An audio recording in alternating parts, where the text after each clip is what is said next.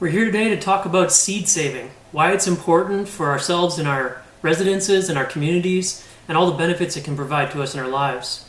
Now, seed saving has a great many reasons why it can be very powerful in a garden or in the context of a farm, especially in today's world when we're dealing with erratic weather conditions, unstable food supply lines, and the nutrition of our food going down steadily due to degenerative agricultural practices and the genetic modification of seeds. So what happens when we save seeds over multiple generations is that they become genetically acclimatized to the specific region in which they're growing. And that happens over a natural process, so there's built-in resilience into the seed against, let's say, drought or cold or diseases. So many heirloom seed varieties that we can save and we can get from other cultures, they have built-in resilience against the conditions we're facing today. And not only that, because they are been saved over multiple generations, they've had selected for traits such as flavor, nutrition, and color. So we really get a vibrant spectrum of antioxidants and nutrients in our food when we save seeds from heirloom seeds versus buying hybridized or genetically modified seeds, which are bred for uniformity and for their traits such as being able to spray them with various chemicals and for them to survive. So saving heirloom seed is an amazing way to increase our food security in times when food supply lines and financial instability and agricultural instability is becoming the norm. And on top of that, it's just an amazing way to bring some variety and some joy into your life, to feel a connection to our ancestors, to be able to know that the seeds that they cared for and the varieties that they helped them to have those characteristics, we're protecting those and sharing those with future generations. But from the context of a financial standpoint or a utilitarian standpoint, saving seeds can be extremely powerful in ability to save money on groceries and to be able to have emergency preparedness. In order to illustrate that point, I'll just do a little bit of an explanation about the cost of food nowadays and a thought experiment of comparing investing in a bank versus investing in the earth via the act of planting heirloom seeds and then sharing them in your community. So, according to the government in Canada, in 2014, the average Canadian household spent just over $8,000 on produce from the stores. Now that number went up to just under 15,000 in 2022, and of course that number continues to increase now. And now that food that they spent so much money on is likely processed. Much of it contains genetically modified organisms and therefore glyphosate, and it's going to lead to a less full life. And so not only are they spending lots of money needlessly, but it's also going to shorten the quality of life and the duration of life. So when you save heirloom seeds, the amazing abundance that you get is really nothing that can be compared to a human investment, because when you invest in the earth, when you plant a seed in the ground, all of those generations of all the decomposition and all the organisms that team up allow for that investment to be increased exponentially each year. So I'll provide you a little breakdown of a comparison of investing $5 in a package of seeds from kale versus $5 in the bank, so we can see what the difference is.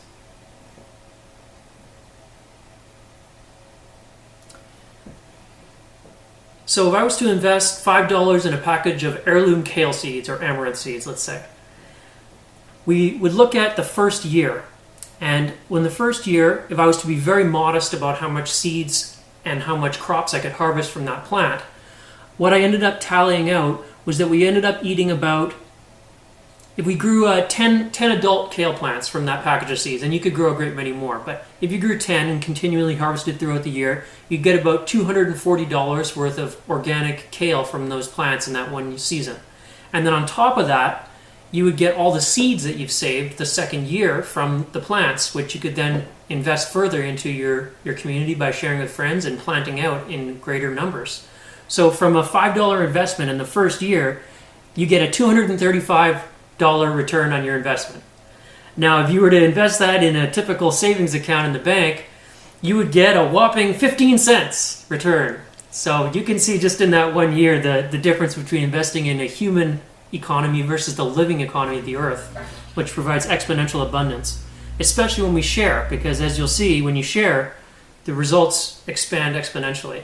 So if after depositing those kale seeds in the soil seed bank the first year, you were to get those $235 worth of kale and then an abundance of seeds, if I was to harvest just a moderate amount of seeds from those plants, and I could harvest a great many more than this, but say I got 1,000 seeds, then I were to share 10 of those seeds with 100 people.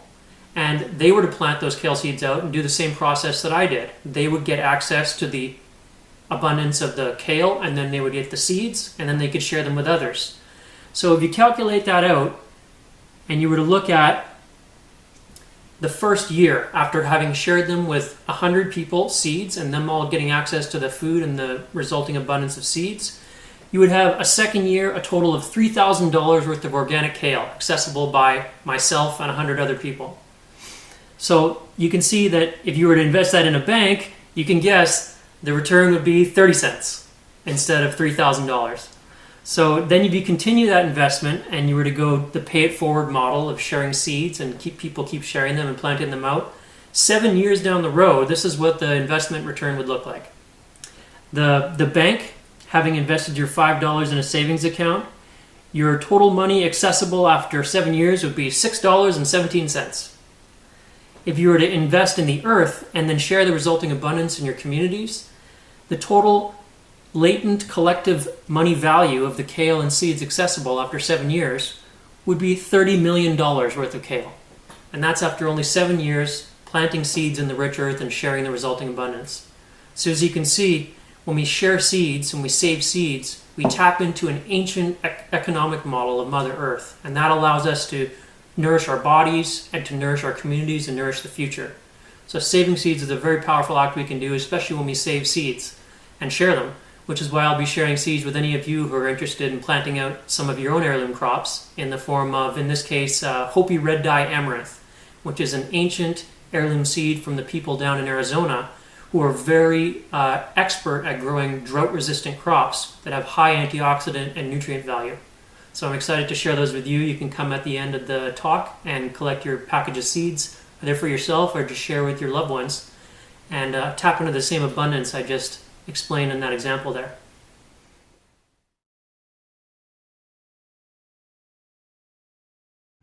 This presentation is brought to you by Arizona State University's Julianne Wrigley Global Institute of Sustainability and a generous investment by Julianne Wrigley.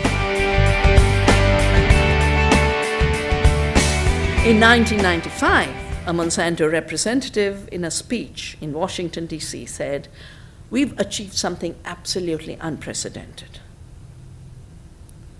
We wrote an agreement, gave it to our government, which then had it moved to the GATT. We also went directly to the GATT Secretariat and moved the treaty, and we were the patient, diagnostician, physician all in one." And what was the problem? What was the disease? The disease was farmers are saving seed. Now, a patent is a right of an inventor to exclude anyone else from making, using, selling, distributing what is invented. The problem is when it comes to seed, seed is not an invention. Seed evolves. Farmers co-evolve with the seed to breed varieties. Seed is evolution. And I'm so glad Pope Francis has said evolution happens. Evolution is real. Just gave a speech the other day. So the invention of seed being built into law for me was so outrageous, because I'd been working to defend the integrity of species, the intrinsic value of every life form of this planet, and to suddenly be told the life forms are inventions was a very, very deep violation. But I kept thinking, these companies are talking about 5 of them controlling the seed supply in the future. That's what they said. They said, we are too small, so we must become bigger. And right now you see Monsanto's controlling so many seed companies. At that meeting, there was Ciba-Geigy and Sandoz. They merged to become the pharmaceutical firm Novartis, and then they joined with Astra and Zeneca to become Syngenta, the second biggest corporation that controls seed, especially genetically modified seed. So after I'd heard the corporations talk about their future, I said, I'm going to save seeds. And I took inspiration from Gandhi's spinning wheel. realizing that the British Empire ran on control over the textile industry and the raw material for the textile industry. And the living seed was being reduced to raw material for the biotechnology industry. Because you don't invent the seed, you take it from somewhere. Usually you just steal it. And so much of my life has gone in dealing with what I call biopiracy. Now, seed exchange has always happened. Exchange is not piracy. But you come to me and you take the seed, and then you patent it, and say, I created it, and now you pay me royalty. That's biopiracy. Sadly, this idea of a totally constructed intellectual property in seed and life is being pushed very, very hard, and it is having very high costs.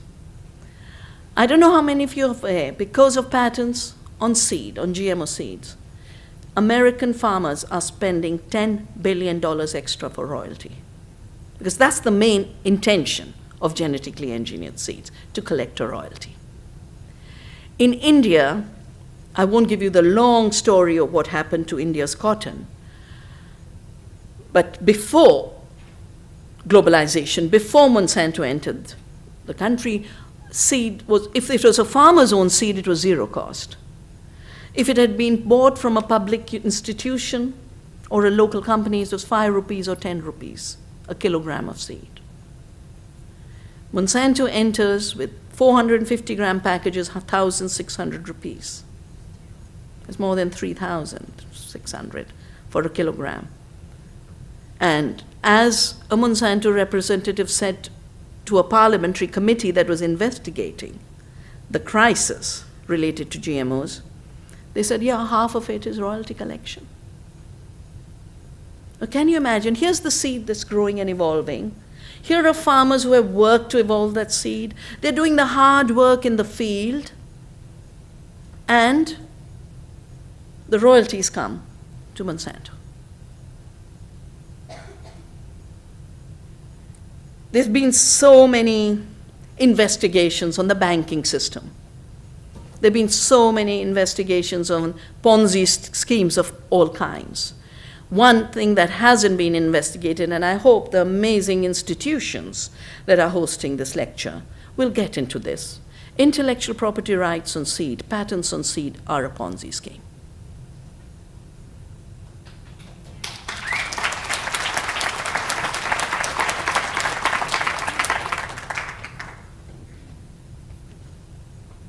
Of course, this Ponzi scheme is upheld with claims of miracles from GMOs. The first claim being that they produce more food and the world will go hungry. There'll be 10 billion people on the planet, and without GMOs you won't have food.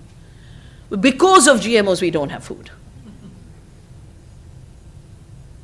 Only 10% of the GMO corn and soya, which accounts for the largest expansion of acreage in the world in the recent years, only 10% goes for food.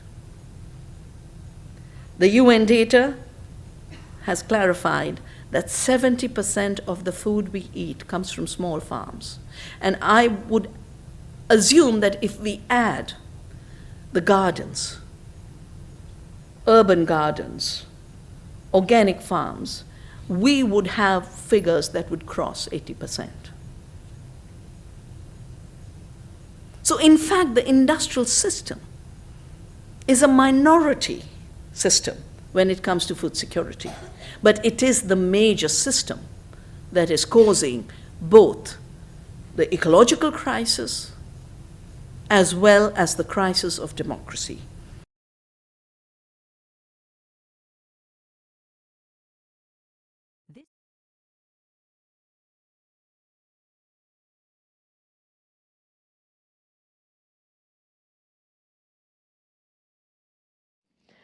I think the first thing to recognize about hunger is that today it's a rural phenomenon. It's mainly in third world countries, and it's mainly among communities that are actually agricultural communities. So why are people who are growing food going hungry themselves? They're going hungry because everything they have grown has to be sold in order to pay for the costly seeds and the costly chemicals.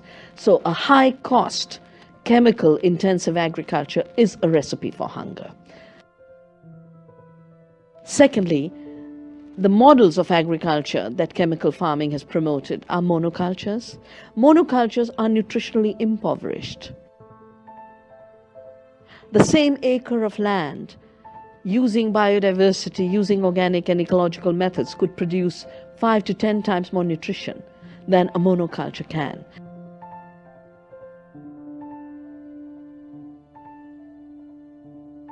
So maximizing the production of commodities for international trade is directly proportionate to the decrease in nutrition availability to local communities, which is why hunger grows. The world has to be fed. It has to be fed by growing food locally, to be used locally as the biggest proportion of the food basket. Some elements will be traded internationally, but what is traded internationally should not be staple foods. What is traded internationally should be that extra flavor of spices from India and coffee from Guatemala. That's all right. But to turn the world into a dependency on staples has nothing to do with feeding the world. It has a lot to do with controlling the food supply.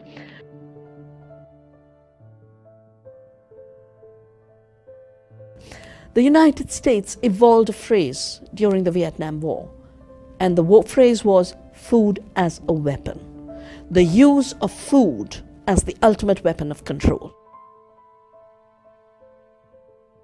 And the tragedy is the growth of agribusiness in the US has gone hand in hand with the US foreign policy to deliberately create hunger locally in order to make the world dependent on food supplies through which you can then control countries and their decision-making ability.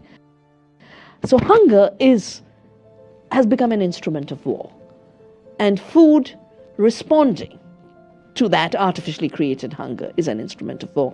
Peace means you grow food locally, you grow food with peace, you grow food non-violently, and the countries that are today the worst victims of hunger could be the highest producer of food. Africa has the largest land per human being, per capita. Africa is an abundant continent, and yet because of the deliberate policies, it has today been turned into a continent of hunger.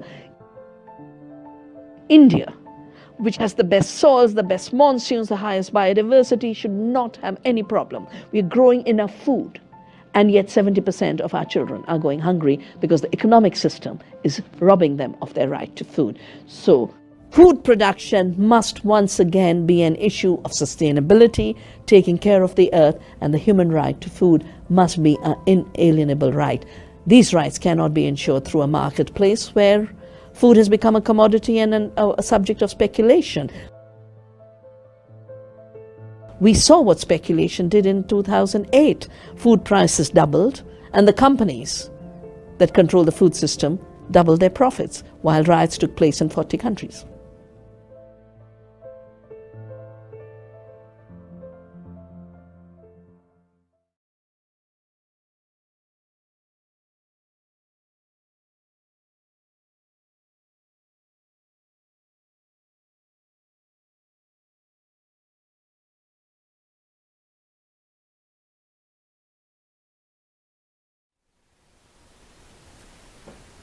The act of saving seed from your heirloom garden crops is an act of love and hope for tomorrow.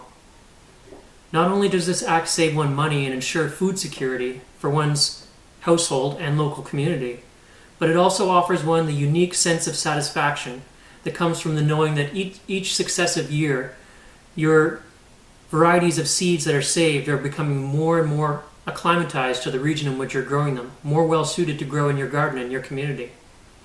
That's the natural process inherent in seeds adapting over multiple generations, something that we've lost a lot in recent years when there is hybridization and lab manipulation of seeds going on, and they don't have their natural ability to adapt. The same for grafted and cloned plants. So saving seeds from heirloom open pollinated seeds offers Mother Nature the opportunity to do what she does best, which is adapt, and provide us with the most nutrient-dense and beautiful food possible. Saving seed is an act of co-creating with the forces of nature. It is an act of faith, for it means holding the hope in our hearts that each spring we will plant these seeds and share the resulting abundance with our family and friends. I often find that the act of processing seeds in the fall or in the winter can also provide a kind of therapy of its own. As you rub the seed pods together with your hands, sometimes it releases aromas if you're saving seeds from basil, let's say, and then you get to use your time to separate those little living embryos and preserve them for the next generation. I find it a very rewarding act to do in the cold months of winter. Such is the power of saving heirloom seeds and investing in the living economy of the earth with our hands and our hearts. This simple act is an investment that provides exponential gifts in one's life. Holding the seeds saved from your garden in your hand, you can sense the living echoes that are the hard work of all the previous generations that came from before you, and how you are honoring the work that they put into making those seeds what they are, and ensuring that those same gifts can be appreciated by future generations. Robin Wall Kimmerer talks about the joy and the gratitude that comes from gardening and saving seeds by saying, while expressing gratitude seems innocent enough, it is a revolutionary idea. In a consumer society, gratitude is a radical proposition. Recognizing abundance rather than scarcity undermines an economy that thrives by creating unmet desires. Gratitude cultivates an ethic of fullness, but the economy needs emptiness. Therefore, by investing in the living economy through saving and sharing seeds and planting them in the garden, we are investing in the ethic of fullness and a future of abundance. Seeds are little living embryos, housing vast genetic libraries which connect us to our past and offer boundless potential for the future. When saving seed is combined with the act of composting, it essentially means you are contributing towards the fabric of an ancient, decentralized economic model. In the compost bin, we invest our time and waste materials, and the asset managers and investment strategy team, comprised of myriad bacteria, fungi, and decomposing insects, invest and transform that time and material into molecules of biological currency for us, storing those units of currency in the form of fertile soil. We can then withdraw from our account using the key code that is embodied in a living heirloom seed, which unlocks our savings account and allows us to access our investment in the form of life-giving food, medicine, oxygen, and poetry for the senses. Thus, when you combine the act of saving seed with composting to build soil, you are essentially connecting your own health and resilience to the ancient sacred economy of the living earth. And therefore, you will be able to nourish yourself and your loved ones while also giving back to the earth, regardless of the state of the human economy or your bank account. Through offering our hands to protect and preserve heirloom seeds, and also accelerate the natural cycles inherent in composting, we involve ourselves in the sacred act of reciprocity, and begin to nourish a reciprocal relationship with the living earth that results in true wealth. This is something that I've explored in my book that I now have available in ebook format, and I hope to have printed soon. The book's called Recipes for Reciprocity, the regenerative way from seed to table. It invites the reader to embark on a path from planting the seeds in the rich earth, to tending those seedlings, to harvesting, to creating in the kitchen, and then to giving back to the earth by composting the kitchen scraps and saving seed to complete the cycle. Such is a path that I hope will lead many to tap into what I call true wealth, which is, as I define it, refers to the degree of which one has achieved food and health sovereignty or self-sufficiency, and the degree of which one is living regeneratively, as well as to the degree of which one has established a lasting symbiotic relationship with the land one lives on, and the symbiotic relationship with those that they share their local community with. Beyond those physical defining parameters, it is also defined by the measure of which one feels happy, grateful, and at peace inwardly, which are truly elusive states for many on earth, poor and wealthy alike. Unlike material wealth, which is temporary and cannot provide lasting happiness, true wealth is permanent and nurtures lasting happiness. It is more about the measure of how much one gives and shares, and less about how much one takes or hoards. The gift of true wealth is found in the years, lasting fulfillment, and health which is added to our lives when we care for the land we live on and those we share it with. Lasting fulfillment is found in savoring those precious moments that are given to us each time we stop to appreciate the little things and nurture life onto its highest potential. It is the gift we give ourselves when we continue to use our time on earth to help things to grow and to continue them on into the future.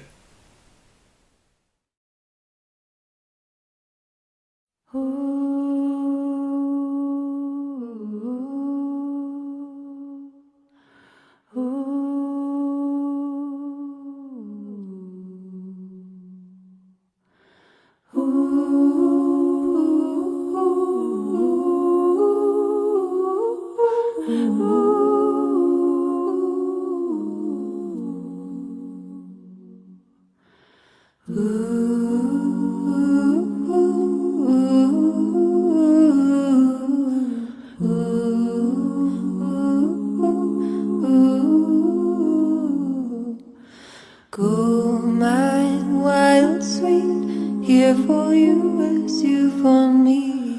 Go my wild sweet, here for you as me.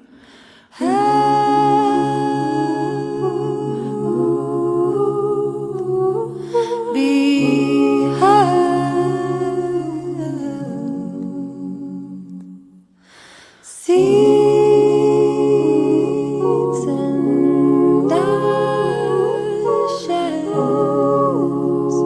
be meeting.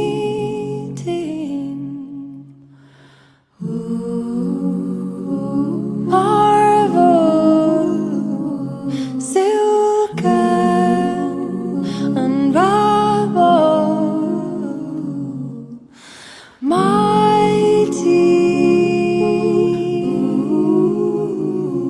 become subtle.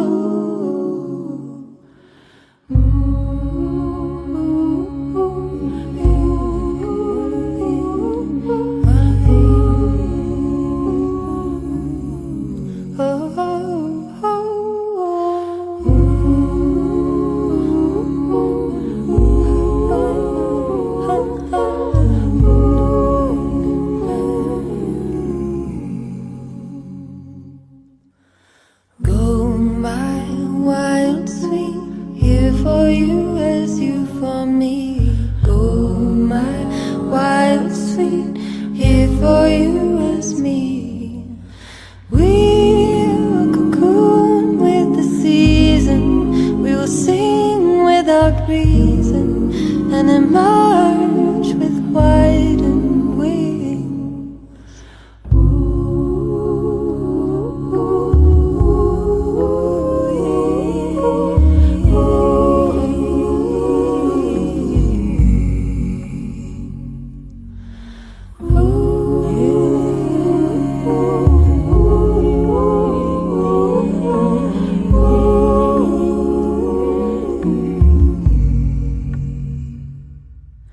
Since the stir, the wakening dark, the way be amazed to the farthest we will wander. Go my wild sweet, here for you as you for me. Go my wild sweet, here for you as me.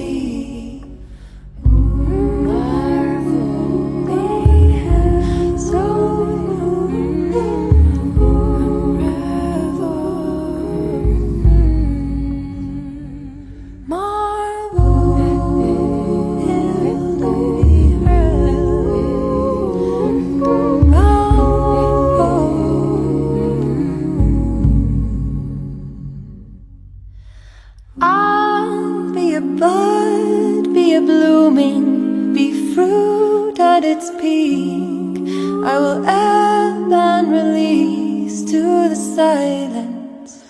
I'll be your